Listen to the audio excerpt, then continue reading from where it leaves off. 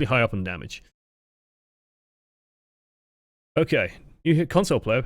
Oh, Byzantine T, welcome. Good to have you on board. Anyway, is D.Va the one to go for TP shield gen? If you don't have a Genji, then sure, and if Symmetra, like, a good example is on Temple of Anubis. So if you think about Temple of Anubis, you've got, like, the second control point. Let's do it in red. Okay, this is the control point. Shade it in. Lovely. And behind it, you got that little pathway, right? You got this little pathway back here. And what Symmetras love doing is they love putting the shield gen in here. Let's just make that blue. I have way too much fun with this program, by the way. The shield gen's back here. And she loves putting lots and lots of turrets in here. It is perfectly fine as a trait to just fucking launch your mech in and just clear it out. Like, and just kill it all. And just get a new mech. Again, D.Va Bomb is not an ultimate that you think about, you know, oh, I'm going to get every single kill on the planet. It's very rare you get more than one, if that. If you can get rid of the teleporter or shield gen, if it's in a location where you could just launch the bomb into, do it. It's worth doing. It's worth trading the bomb for that. But the only issue with, like, you know, if it's Volskaya and you're just spending ages hunting around in the back and hunting for where the Symmetra put the shield gen, is A, Symmetra is very strong at killing divas, and B, you are spending a lot of time away from the tanks, where you are very effective. You are very effective paired with a Reinhardt or a Roadhog. You open up a lot of space for them. You can make a lot of things happen. So there's a lot of trade-off there. If you don't have a Genji or something like that, then you can maybe say, okay, guys, I'm going to go take out the shield gen, and I'm going to go deal with that. And using my mobility. But just make sure your team's well-informed. If you've got a better choice for it, though, like a Genji, Tracer, they should definitely be doing it. Just like CK2, I actually don't. I played a little bit of... can't remember what. The other one, EU4, there we go, Europa Universalis. I couldn't really get into it. Whenever it's maybe a average Beaver main, this coaching will be helpful because I'm a gold player, and when I start playing comp, I play other heroes. Oh, yeah, hopefully it's useful. That's the idea. I want it to be useful. How tight is D.Va tethered to our healers? How far should you chase them like a soldier? It's like I said at the start, D.Va, you have a nice indicator, right? You've got your health bar. Let's draw it in blue. Actually, let's not confuse everyone. Let's just draw it in pink.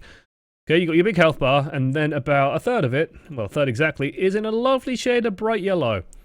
When this yellow is gone, that's your cue to fucking get out. 400 hit points goes down real fast. It drops like a goddamn stone. Get out when your armor's gone. Then you go and get healed up. Then you go get picked up. If soldiers like sprinting away, remember, you only deal effective DPS to about 2 meters. So when soldiers start sprinting away, you're not going to catch up.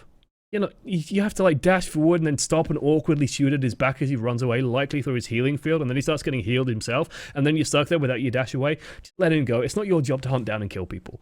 Like, at the end of the day, it's your job to shut down damage sources, but not necessarily to kill them. And that's how I think of it, at least. Otherwise, like, if you have an Ana, definitely keep in mind the Ana's line of sight, and you will survive a lot longer. Ana plus D.Va is a very strong mix. It's the same as Winston. Just think of an invisible line, invisible leash between you two, and just try and make sure that that contact isn't broken. Otherwise, like, don't be afraid to also just retreat, get to your Mercy, get to your Lucio, heal up. Very, very, very worth doing. Shimmy, shimmy, Coco Pop. Thank you. If you had to pick one of your coaching videos to show someone fairly new to the game, which one would you choose? Really hard to say, because I can't remember all of them. And there's like 20 hours or something in the playlist. I don't know. There's a ridiculous amount of coaching available. Probably a Soldier 76 one. I don't know. My coaching is generally, like, the coaching in the miniseries is meant for relatively, I'm not going to say new players, but people around gold, plat, diamond, I'd say. It's mostly where it's being geared to. And they have to have basic knowledge of the game. I don't know. What I would recommend doing is watching a lot of my older guides, I guess, because that will introduce a lot of the core concepts of Overwatch and maybe go from there. This should be good anyway. Can you create a drinking game for the viewers when you do CTM? Come up with rules, put them in the Discord. Like, you guys do that. Yeah, this is the nice thing about a community. I can just offload work to you guys. What do you think the next OW event will be? I've been asking around, practically nobody has any clue. Probably Doomfist release, probably with an animated short, is what I had to guess. Otherwise, the big next Overwatch event, I don't know. Overwatch League. Q3. How does Diva's bomb works exactly? If it explodes 50 feet in the air, does it get anyone under it? It's a sphere. I'm not sure on the exact values, but it will one-shot at pretty much anything in its range. I think it does like 1,000 damage to anything close up to it, and then it has damage drop off past a certain point. In general, just put it near people. Don't be afraid, again, to use it as a way of just getting rid of your mech. Like if you're dead, just press Q, get a new mech, and you're back in your mech instantly. Small D.Va, like people say this all the time, oh, I do tons of damage to Small D.Va. You can. Small D.Va does a lot of damage, but you're not there to do damage. You have better damage dealers than Baby D.Va. You are so scared and vulnerable and small that you're not going to be able to follow up on anything or do anything properly. You're shut down by a single barrier, and your team has lost defense matrix. It's lost the reason why you were there. It's lost a big source of damage reduction. The enemy team is like going, hey, boys, it's time to use the ultimates. So anytime you're out of mech, you want to minimize that time, because if I'm playing Soldier 76 and I have my visor and D.Va's out of mech, I'm going, oh yeah, I'm pressing Q now and I'm killing everybody. Like, it's such a big deal. Well, Zarya is just going, yep, I'm going to farm a Graviton now. While you are in mech, you exert pressure just by existing, just by the fact that you can press right click and or whatever button it is that you have it mapped to, and you will just block all the damage or block all these ultimates. It's huge. D.Va target priority, isolating big damage sources, jumping on supports, getting shield gen TP. I'd definitely say priority is isolating big damage sources and cutting them off.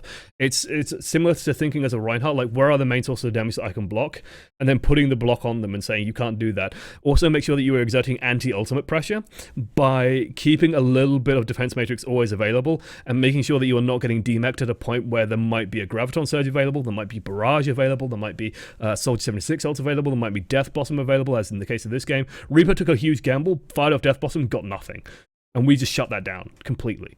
You can block whole hogs. You can just exert tons of pressure just by existing. And you suddenly, most of these heroes can't use their ultimates. Like, that's the power of D.Va. That's the pressure you exert when you're playing D.Va. What flavor ice cream would D.Va be? Something horribly sweet. Like a lime? Like a bright freaking lime? I don't know. Or maybe just like a horrible artificially sweet, sugary strawberry. I don't know. We've done D.Va before anyway, I think. Of ice cream flavors. If a team is just ignoring a Rhine shield, and I want to switch because I am being of now use, which tank will be best to use? Zarya, maybe, probably, if you want to just like solo tank, but no one stood behind your barriers. That or Winston. Like in the events where no one's using Reinhardt barriers, Winston is probably the better pick, just because that probably means that you're running a dive comp. It probably means that you have Tracer, Genji, Pharah, or Tracer, Genji, Widow, in which case Winston pairs nicely with them, because rather than like saying, Genji, Tracer, Widow, just stand behind my barrier, it's perfectly safe. You're playing to their strengths, where you're saying, okay, I'm going to put a barrier on you while you're fighting the enemy, and so Winston will work a lot better there. D.Va's more like zoning out? Yes, that's how I see it. Totally agree. Panda Kid, were you in the Widow game? It's good to have you here. Nice to have you watching. If I have a Hanzo on my team and Pharah in the enemy, is it his job to take care of her? Should I take him to take care of her? Hanzo, no. Jesus, Hanzo, no, not against Pharah. He's just not reliable enough. The hit scan isn't good enough. You also can't leverage his strengths, like Scatter Arrow, Sonic Arrow. You can't use those against her. Definitely not his job. Should be Soldier's job. Should be something with hit scan to shut him down. Is it ever worth bypassing choke points like Iconvol first stage to disrupt the team on your own, or should you always stick to the front line and absorb damage? The horrible answer is it depends. Occasionally doing it isn't a bad idea. Just doing it out of the blue and not telling your team is a terrible fucking idea, because all that happens is all the enemy team turns around, they pull back, kill you, and then just go back to the front line. And then your team loses the 5 versus 6. Like, if you think about it in terms of that, of like, I have caused a 1 versus 6 and then a 5 versus 6, how is that a good thing? If your team's putting a lot of pressure on the front, and then you say, and like you've tried 1 or 2 pushes, maybe it hasn't worked, and you have D.Va bomb, then you're suddenly occupying a huge amount of time, because you just jump over, you get into the back line, and then a couple of people come back for you, and you just stand on the point, and then you press Q there, and then have to run off the point. They have to think where this D.Va bomb is. You could rocket it somewhere, you could send it somewhere where it's going to cause them issues. You can actually start causing problems. Also, don't be afraid to, when you're flanking, come back towards your team and use defense matrix to basically open a corridor that your team can move through. So, if we're going to draw... Let me find, this will do. This is mostly in white, so I can actually draw on it. Okay, so if you think about Iconvold, my crappy drawings, we got like the point over here. Okay. There's the clock tower that's like here. The choke point is over here. Like this is the bridge, and then you got like the PC shop here, and then you got like all this back area. But this is kind of how Iconvold works. Okay, and then you got like the stairs over here, and like the dead mech here. Get the idea, right? Like this, basically you've drawn a pretty good Iconvold, I think. What you want to do is you want to get in, probably just touch this, and then you want to come back and just start extending the defense matrix. We'll do it in yellow, and just create like a corridor here that your team can move through, and your team should then use that to maybe push in. You can cause issues there, or if you have the bomb, you just get on the point and then you just send the bomb over here, and suddenly the enemy team can't stand in this area, and you can just eliminate this threat. If you're just doing it for the sake of doing it and just standing on the point and saying, well guys, I'm distracting the enemy team, all you're doing is doing the 1 versus 5, 5 versus 6, and it's just bad. So have a purpose, make sure your team knows, and keep in contact with your team. Speaking of a lot of shot calling, I play a lot of Lucio. How do I practice shot calling and make sure it's correct? Watch a lot of Overwatch is a good idea. Watch Overwatch above your level, see how they're doing, see what they're doing. Shot calling is mostly about, like, a lot of people think that shot calling is like calling out focus targets and DPS targets during the game. That's not it at all. That is not it at all. There's also a good video by Luddee, Luddee, Mendoku-sized brother. I'm not sure what his YouTube full YouTube link is, but I'm just waiting for like a moment when this guy presses tab. You press tab more. But mostly, like, what you're doing with shot calling is you're pressing tab, you're saying, we have this, and this. Okay, guys, next fight, let's use Graviton Barrage. And then you want to be thinking, okay, well, do they have Transcendence available? Do they have this available? Do they have a D.Va mech?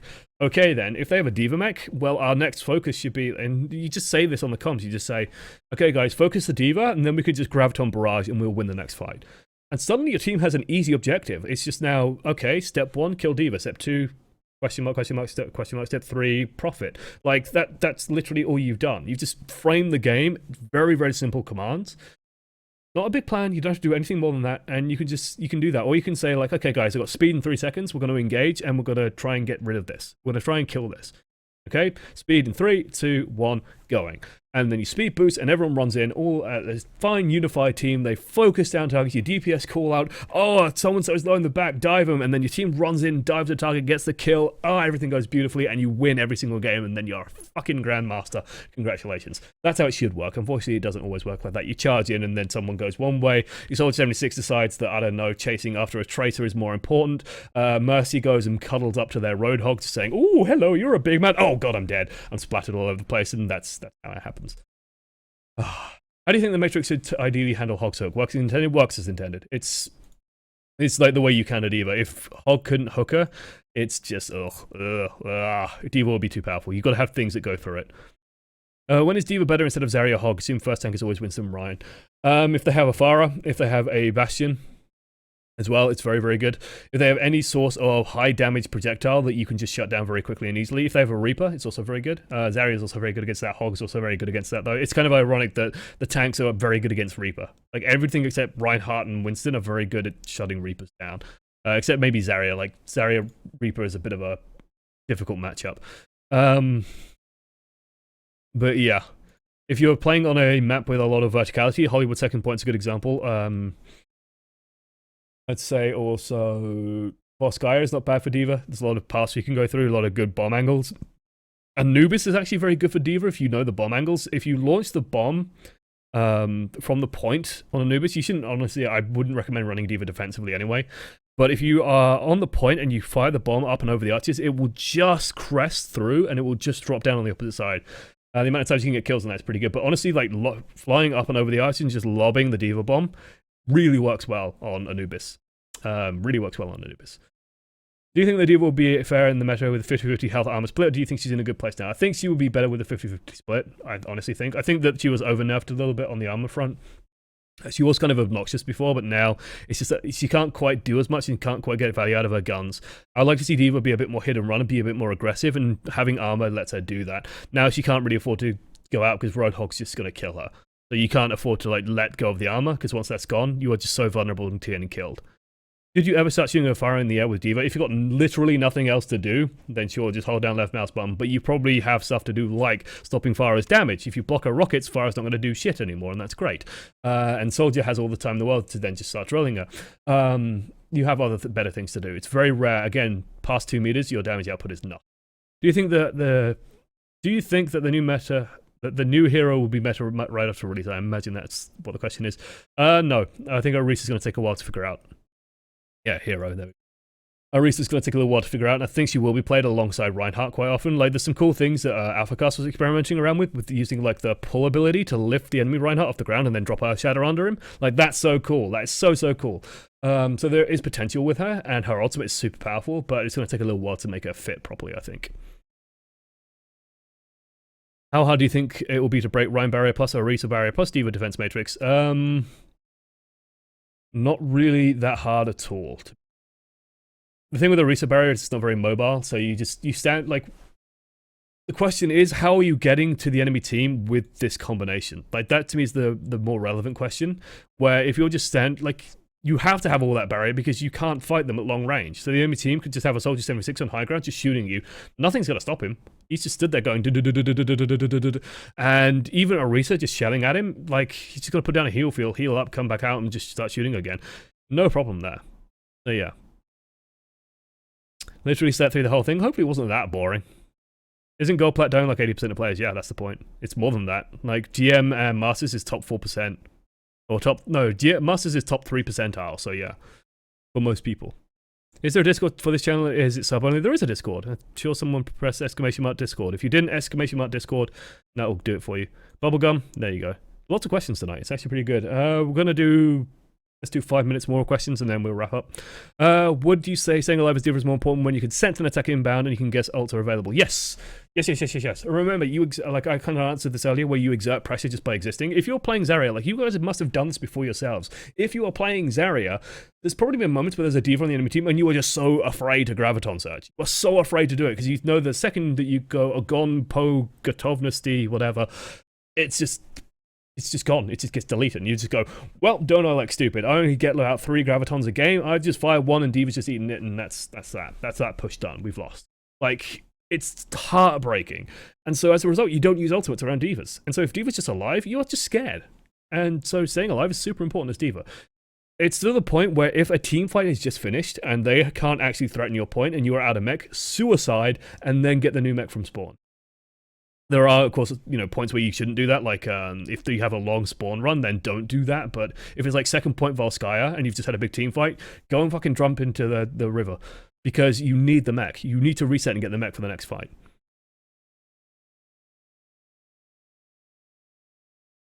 D.Va on dive comp, it can work. The only issue is that you are sacrificing a lot of, like,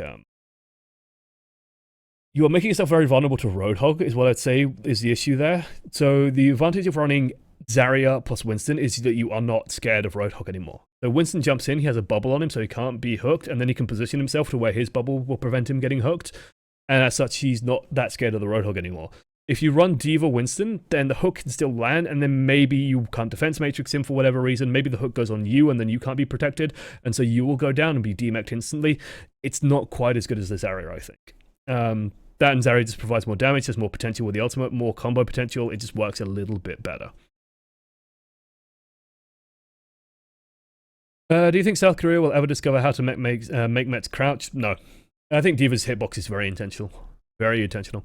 How do you get more consistent? On some days I can be very good, at other days I am really awful. Practice. Inconsistency is the sign that you are not yet a master of something. Ask this of anyone who's learned to draw. Like, and if anyone who's learned to do anything, play guitar, play piano, sometimes they will play a perfect piece of music and then sometimes they won't. Inconsistency is something that you just need to improve. And the only way to do that is by practice, mostly by practice. There are drills and stuff. If it's like aim that you're trying to work on, there are ana drills, but there's still no substitute to like going in and playing games. It's the only thing you can do. Only thing you can do. And at the end of the day, like, we are here to play Overwatch. If you're watching this channel hoping to improve, you want to go and play Overwatch. You want to go and have fun playing Overwatch, so why don't you just go play Overwatch? You improve and you get to play Overwatch. Isn't that cool? It's like a 2-for-1. Should I get out of bed? No. If I was in bed, I wouldn't get out of it. Do you think D.Va is in a good position in the meta, or does she need some buffing? I think she crept definitely back in with Bastion. I think D.Va's okay. I think she might need a little bit of a bump, a little bit of a love tap, just especially if if Ana drops out even more, you'll stop seeing D.Va quite as much. Just because D.Va's very, like Winston, is kind of very reliant on Ana just to keep herself alive. And so I think having the 300 armor, for example, would be fine. Do you think D.Va, answer that one? Here we go. Vandergeared, do you review higher level demos like Master GM? Thinking about submitting one of my Ana games. I actually do.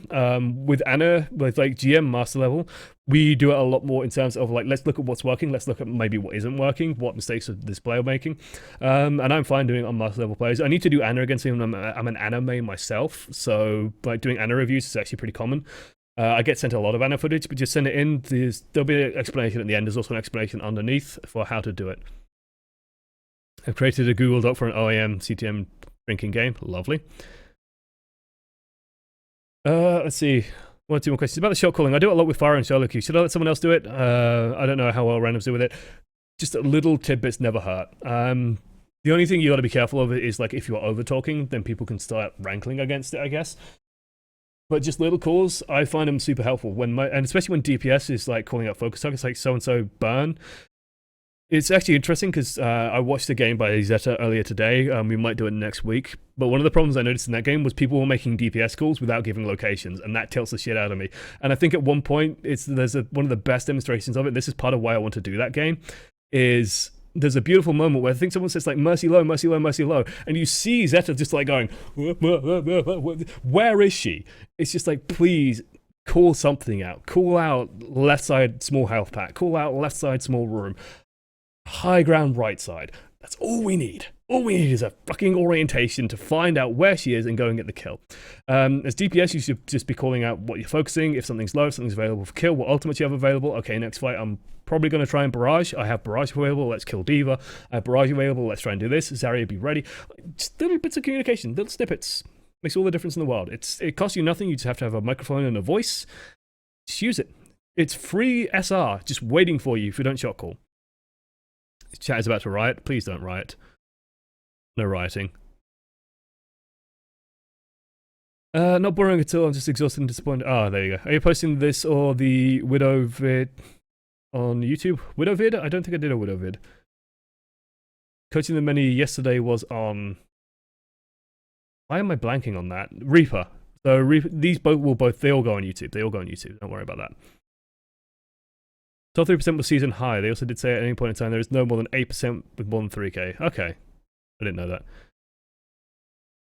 Okay, I think that's about it for questions. Final question and suggestion. Let's do that. When is the dress stream and could you read out the quote list as a joke?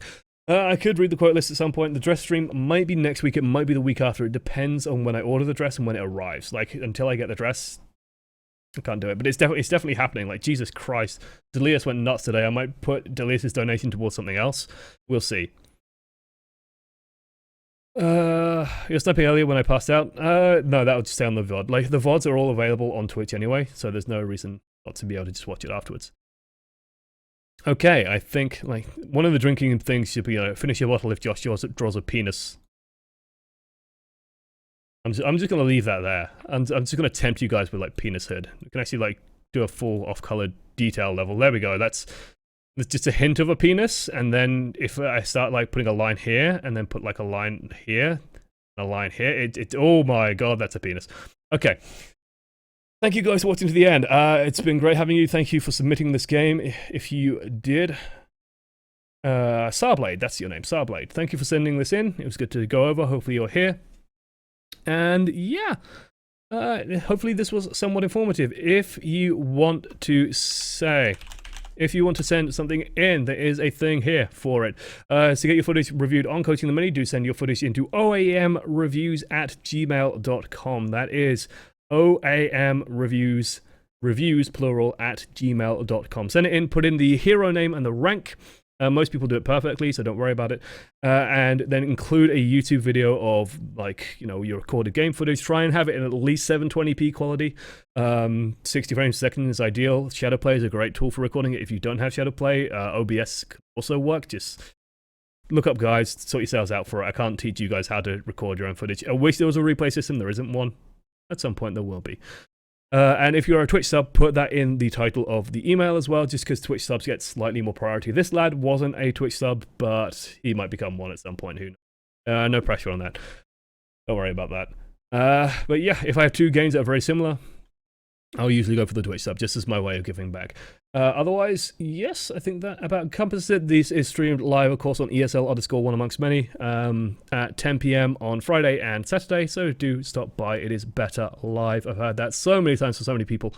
So definitely come and stop by and enjoy the chat as well and ask questions. Okay, thank you guys for watching to the end. Poodles.